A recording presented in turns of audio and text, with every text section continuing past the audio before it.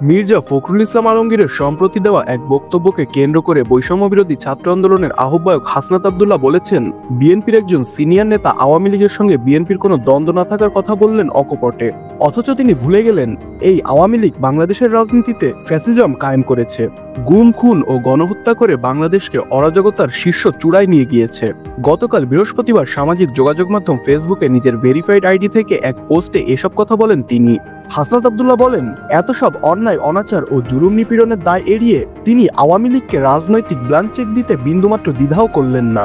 আবার তিনিই বললেন, আগামী নির্বাচনে আওয়ামী লীগ অংশগ্রহণ করলে বাংলাদেশ জাতীয়তাবাদী দল বিএনপির কিছু যায় আসে না। অথচ উনি ভুলে গেলেন এই আওয়ামী লীগই বিগত 3 বারের জাতীয় নির্বাচনে সাধারণ মানুষের ভোটাধিকার হরণ করেছে। এই আওয়ামী লীগের কারণেই তার দল বিএনপি বিগত সময়ে জাতীয় সংসদ নির্বাচনগুলো বর্জন করতে বাধ্য হয়েছে। পরবর্তীতে অপর এক পোস্টে তিনি বলেন, নাহিদের রক্ত জমা নিতম্বটা আপনাদের হওয়া উচিত ছিল।